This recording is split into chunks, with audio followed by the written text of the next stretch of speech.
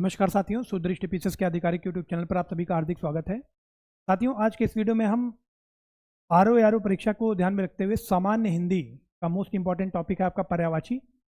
इसको आज हम यहाँ पर डिस्कस करेंगे। तो कुछ मोस्ट इंपॉर्टेंट MCQ हैं जो आपसे परीक्षा में पूछे जा सकते हैं, उनका आज हम यहाँ पर अध्ययन करने वाले हैं। वीडियो स्टार्ट करने से पहले कुछ महत्वपूर्ण बातें हैं जो मैं आप सभी को बताना चाहूँगा। जैसा कि मित्रों, आप सभी ने अभी देखा, उत्तर प्रदेश पीसीएस की प्रारंभिक परीक्षा आपकी संपन्न हुई है और जो सामान्य अध्ययन का प्रश्न पत्र है वो आप देखेंगे मॉडरेट टू हाई, कहीं ना कहीं मॉडरेट टू हाई है, मतलब मध्यम से उच्च वर्ग का आपका प्रश्न पत्र का स्तर है। अब यहाँ पर मित्रों, अगर आरओ परीक्षा की हम बात करें तो पिछले कई वर्षों का अगर आप मूल्यांकन करेंगे या तुलना करेंगे तो पीसीएस की प्रारंभिक परीक्षा से जो स्तर होता है आरओ का वो 2 या 4 लेवल ऊपर ही होता है, नीचे नहीं होता है। तो सामान्य अध्ययन के प्रश्न पत्र तो ऐसे ही आपको अब मिलने वाले हैं। जो भी उत्तर प्रदेश पीसीएस की या उत्तर प्रदेश लोक सेवा आयोग के द्वारा जो भी परीक्षाएं आयोजित की जाएंगी उनमें आपको प्रश्न पत्र का जो स्तर है वो यही मिलेगा। ठीक है, तो अब यहाँ पर आरओ में आप देखिए जो एक एडवांटेज सब्जेक्ट है, मोस्ट इंपॉर्टेंट है, जो सबसे ज़्यादा एडवांटेज सब्जेक्ट है आपके पास वो है 60 नंबर। ये किसका है? ये आपका सामान्य हिंदी का। अब यहाँ पर यदि आपके 58 और 59 आ जाते हैं तो निश्चित तौर पर जो भी कट ऑफ बनने वाली है उसमें आपकी एक प्रबल दावेदारी सुनिश्चित हो जाएगी। अब सामान्य हिंदी में अभी तक आपने देखा होगा आरओ में जो प्रश्न आ रहे थे तो वो कहीं ना कहीं मॉडरेट भी थे, उच्च स्तर के भी थे और निम्न स्तर के भी थे। पर अभी जो अचानक से आयोग ने अपना ट्रेंड चेंज किया है तो उसमें आपको हिंदी में भी जो प्रश्न पत्र देखने को मिलेंगे आरओ में वो कहीं ना कहीं उनका स्तर उच्च हो सकता है। तो इसलिए अब आपको जो अपनी स्टडी है ना, जो भी 6 टॉपिक इन्होंने आयोग के द्वारा बताए गए हैं उनमें आपको सेलेक्टिव स्टडी करना बहुत महत्वपूर्ण है। इससे पहले जब आपका करंट अफेयर्स का 2 वीडियो पड़ा था, 2 वीडियो आपका चैनल पे आप देखेंगे पड़ा होगा, वहाँ पर बहुत सारे ऐसे प्रश्न थे जिन पर मैंने कहा था मोस्ट इंपॉर्टेंट है, जोर दे करके कि इसको आप जरूर देखिए। और देखिए एज इट इज़ वो प्रश्न वहाँ पर छप गए परीक्षा में। बहुत सारे बच्चों ने स्क्रीनशॉट भेजा मुझे कि सर ये भी देखिए आया है, ये भी आया है। तो यहाँ पर अब अगर आप ये सोच के चल रहे हो कि जो प्रीवियस ईयर क्वेश्चन है सिर्फ अगर हमने उनका अध्ययन कर लिया तो हमारा काम हो जाएगा, देखिए प्रीवियस ईयर का अध्ययन करना बहुत आवश्यक होता है। प्रीवियस ईयर अध्ययन करोगे तभी आपको पता चलेगा कि आपको अपनी स्टडी का डायरेक्शन या तैयारी की जो दिशा है वो किस तरफ रखनी है। तो प्रीवियस ईयर सिर्फ मार्गदर्शन के लिए आप यूज़ कर सकते हो, प्रीवियस ईयर से ही पेपर बन जाएगा ये कहना अब बहुत असंभव हो गया है। तो यहाँ पर मित्रों आप देखेंगे पर्यायवाची में भी जो प्रश्न मैंने यहाँ पर रखे हैं वो सेलेक्टिव हैं, मोस्ट इंपॉर्टेंट हैं परीक्षा के दृष्टिगत और जो आपसे वहाँ पर पूछे जा सकते हैं। ठीक है, तो चलिए शुरू करते हैं। पहला प्रश्न आप सभी के सम्मुख है। मैं चाहूँगा कि ये आप डे 1 का लेक्चर मान के चलिए कि ये डे 1 का हिंदी के लिए लेक्चर है। अब इसके बाद आपको नियमित तौर पर हिंदी के भी वीडियो मिलेंगे और सामान्य अध्ययन के वीडियो मिलेंगे। मैंने आपसे पहले भी कहा था कि जो भूगोल है उसमें जो जलवायु भूगोल वाला पोर्शन है उसको जरूर पढ़ के जाना है, उसको छोड़ना नहीं है। और देखिए बहुत सारे प्रश्न जलवायु भूगोल से भी डायरेक्ट पूछे गए हैं। हालांकि जिन बच्चों ने हमारा पेड कोर्स लिया था, ठीक है, वहाँ से उनको कई सारे प्रश्न देखने को मिले हैं। तो पहला प्रश्न आप सभी के सम्मुख है और मैं चाहूँगा कि उसका उत्तर आप कमेंट बॉक्स में जरूर कमेंट करें, अपना एक्टिव पार्टिसिपेशन रखें। अगर आधे घंटे के लिए यहाँ बैठ रहे हैं, इस वीडियो को देख रहे हैं, तो इसका असली आउटपुट आपको तभी मिलेगा जब आप अपना पार्टिसिपेशन भी बना करके रखेंगे। तो यहाँ पर मित्रों आपसे पूछा रहा है कि चंद्रमा का पर्यायवाची इनमें से कौन सा है? 4 विकल्प हैं, चंद्रिका, चंद्रकला, चंद्रप्रभा या मृगांक। आपसे पूछा गया है कि इनमें चंद्रमा का पर्यायवाची कौन सा है। मोस्ट इंपॉर्टेंट है और बहुत ही सुंदर प्रश्न है ये। तो यहाँ पर मित्रों चंद्रिका, चंद्रकला और चंद्रप्रभा आप देखेंगे, चंद्रिका, चंद्रकला और चंद्रप्रभा ये तीनों ही किसके पर्यायवाची हैं? तो ये चांदनी के पर्यायवाची हैं। ये आपके चांदनी के पर्यायवाची हैं, चंद्रमा के पर्यायवाची नहीं है। जो मृगांक है ये आपका उत्तर हो जाएगा। क्यों? क्योंकि मृगांक आपका चंद्रमा का पर्यायवाची है। ठीक है, इसके अलावा आप देखेंगे कि बहुत सारे नाम हैं, जैसे प्रभाकर, सॉरी सुधाकर,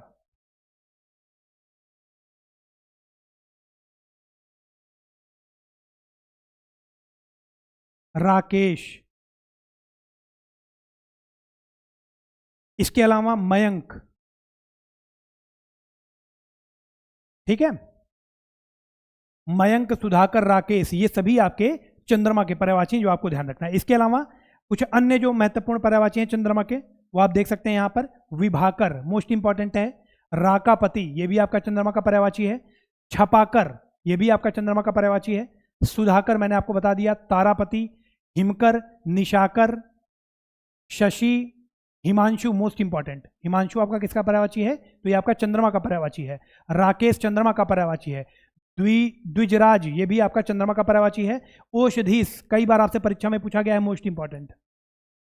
औषधीश ये किसका पर्यायवाची है? तो ये भी आपका चंद्रमा का पर्यायवाची है। तारकेश, रजनीकर, मयंक और इंदु ये भी आपके चंद्रमा के पर्यायवाची हैं। तो जो भी नाम है जो व्यवहारिक जीवन में आप अक्सर देखने को आपको मिलता है, आपके मित्रों के नाम मिलते हैं, है ना, तो वो आपको विशेष ध्यान रखना है। सुधाकर हो गया आपका, हिमांशु हो गया, इसके अलावा मयंक, इंदु, तो ये सभी आपके चंद्रमा के पर्यायवाची हैं। राकेश भी आपका आ गया। मृगांक आपका चंद्रमा का पर्यायवाची है। आगे बढ़ते हैं, अगला प्रश्न आप सभी के सम्मुख है। पर्यायवाची में कौन सुमेलित नहीं है? आपसे पूछा जा रहा है कि इनमें से कौन सुमेलित नहीं है? अंबक, आकाश, अंबु जल, अंबा माता या अंब आम। तो यहां पर कौन सुमेलित नहीं है ये आपसे पूछा जा रहा है मित्रों। तो अगर अंबु जल की बात करें तो ये भी सही लिखा हुआ है। जो अंबु है वो जल का पर्यायवाची है। जल का बहुत इंपॉर्टेंट, मोस्ट इंपॉर्टेंट एक पर्यायवाची है सर्वमुख, जो आपको ध्यान रखना है। सर्वमुख ये भी आपका जल का पर्यायवाची है। अंबा माता का पर्यायवाची है। धात्री, धात्री भी आपका माता का पर्यायवाची है। अंब ये आपका आम का पर्यायवाची है, ध्यान रखना है, ठीक है। तो ये तीनों सही हैं। जो गलत है वो है हमारा अंबक। अंबक आकाश का पर्यायवाची नहीं है। अंबक किसका पर्यायवाची है? तो ये आपका आंख का पर्यायवाची है। अंबक जो है ये आपका आंख का पर्यायवाची है। अन्य जो आंख के पर्यायवाची हैं जो इंपॉर्टेंट है, जो आपसे पूछे जा सकते हैं, तो आप कह सकते हैं चख, चक्षु, तो ये सभी आपके आंख के पर्यायवाची हैं, ठीक है।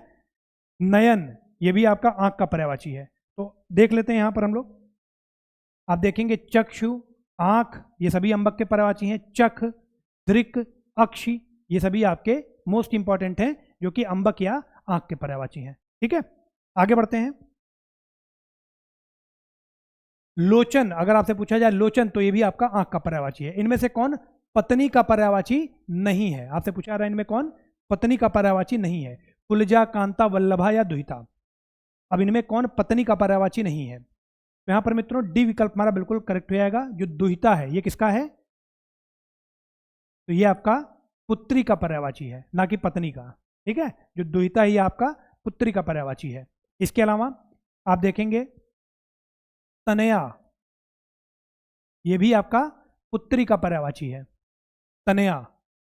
इसके बाद मित्रों अगर कुलजा की बात करें, कांता की बात करें या वल्लभा की बात करें तो ये तीनों ही आपके पत्नी के पर्यायवाची हैं। ये तीनों ही आपके पत्नी के पर्यायवाची हैं। इसी में आप देखेंगे दारा, ठीक है, ये भी आपका पत्नी का पर्यायवाची है। भार्या ये भी आपका पत्नी का पर्यायवाची है, ठीक है। तो अन्य जो महत्वपूर्ण पर्यायवाची हैं उनको जरूर यहां पर मैंने लिखा होगा, इसको देखते हैं। पुत्री के अगर पर्यायवाची आप देखेंगे तो तनया, आत्मजा मोस्ट इंपॉर्टेंट है, सुता, तनुजा, अंगजा, धी और धिया ये आपके सभी पुत्री के पर्यायवाची हैं जो मोस्ट इंपॉर्टेंट हैं परीक्षा के दृष्टिगत। आगे बढ़ते हैं। अगला प्रश्न आप सभी के सम्मुख है। इनमें कौन द्विज का पर्यायवाची नहीं है? द्विज का पर्यायवाची इनमें कौन नहीं है ये आपसे पूछा जा रहा है। दांत, ब्राह्मण, पक्षी या हाथी, द्विज का पर्यायवाची इनमें कौन नहीं है?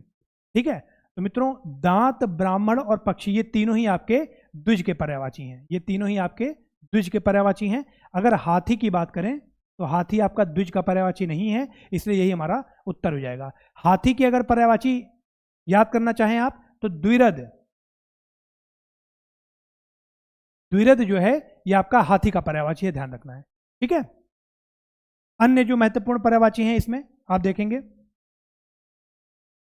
कुंजर, ठीक है, कुंजराशन, कुंजराशन किसका पर्यायवाची है? मैं चाहूंगा कमेंट बॉक्स में कमेंट करके आप बताएं।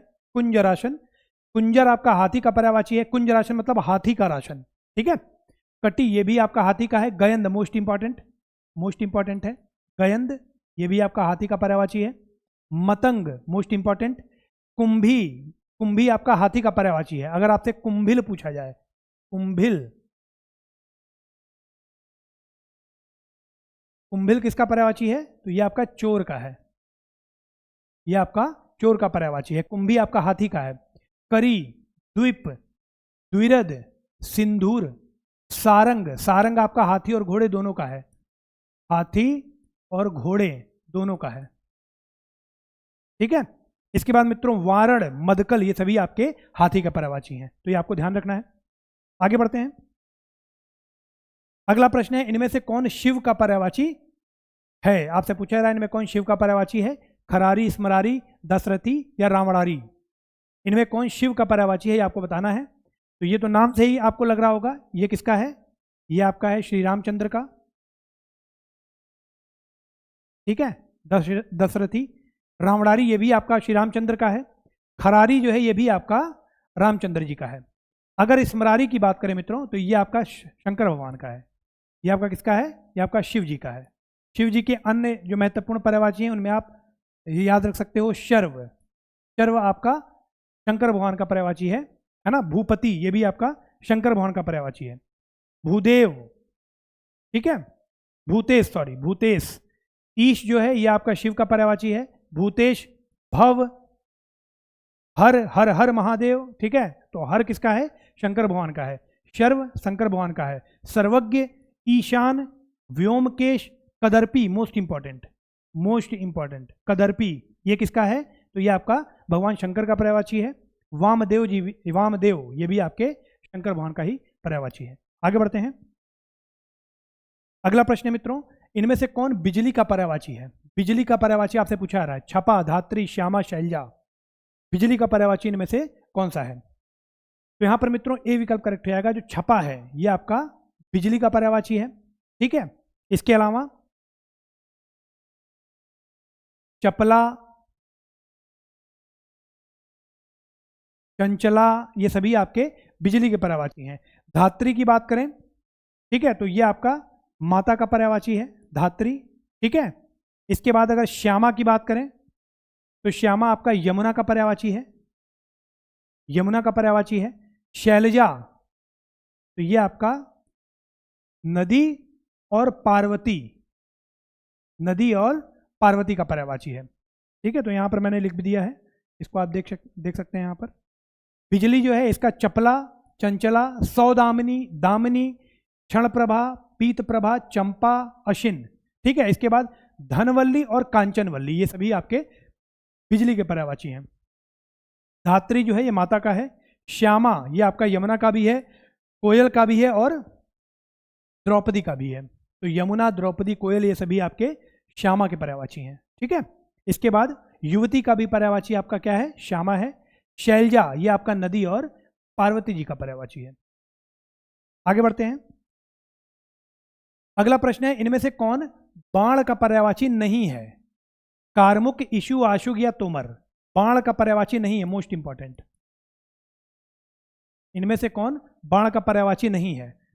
तो मित्रों यहां पर ए विकल्प हमारा करेक्ट हो जाएगा। जो कार्मुक है ये आपका धनुष का पर्यायवाची है। ये आपका किसका है? ये आपका धनुष का पर्यायवाची है। बाकी इशु, आशुग, तोमर ये सभी आपके बाण के पर्यायवाची हैं, ठीक है। इसके अलावा अगर लिखा रहे खग तो ये आपका बाण का पर्यायवाची है, ठीक है। आगे बढ़ते हैं। अगला प्रश्न है मित्रों यहां पर, इनमें से कौन घोड़ा का पर्यायवाची नहीं है? रोहिणी, बाजी, है, किवयन, इनमें से कौन घोड़ा का पर्यायवाची नहीं है? यह आपसे पूछा जा रहा है। तो यहां पर मित्रों आप देखेंगे ए विकल्प हमारा बिल्कुल करेक्ट हो जाएगा। जो रोहिणी है ये किसका है? ये आपका गाय का है। ये आपका गाय का पर्यायवाची है, घोड़ा का पर्यायवाची नहीं है। इसके अलावा बाजी, है और किवयन ये तीनों ही आपके घोड़ा के पर्यायवाची हैं। इनके अलावा आप देखेंगे वाजी, तुरंग, तुरग, तुरग और तुरंग ये दोनों ही आपके घोड़े के पर्यायवाची हैं, आपको ध्यान रखना है। सैंधव, सैंधव किसका है? तो ये भी आपका घोड़े का पर्यायवाची है, ठीक है। किवयन, है ये सभी आपके घोड़े के पर्यायवाची हैं। आगे बढ़ते हैं। तो यहां पर आप देख सकते हैं वाजी, सैंधव, तुरंग, तुरग, घोटक, घोटक आप सभी को पता है, विमानक, रविसुत, सारंग मोस्ट इंपॉर्टेंट है। सारंग आपका किसका पर्यायवाची है? तो ये आपका घोड़े का पर्यायवाची है। इसके अलावा अगर गाय की बात करें मित्रों तो आप देखेंगे गौरी, भद्रा, रोहिणी और पयस्विनी, ये सभी आपके गाय के पर्यायवाची हैं। अगले प्रश्न पे आते हैं। अगला प्रश्न है हमारा, इनमें से कौन पर्यायवाची सुमेलित नहीं है? तो खग, तारा, खल, दुष्ट, खर, धतूरा और करहात, ये आपसे पूछा रहा है कि इनमें कौन सुमेलित नहीं है। मोस्ट इंपॉर्टेंट, जितने भी यहाँ पर नाम लिखे हुए हैं, जितने भी शब्द लिखे गए हैं, परीक्षा के दृष्टिगत अति महत्वपूर्ण है। तो यहाँ पर मित्रों अगर खग की बात करें तो खग का आपका तारा होता है, बिल्कुल सही है। खग का ही मैंने आपको बताया कि बाण भी होता है, ठीक है।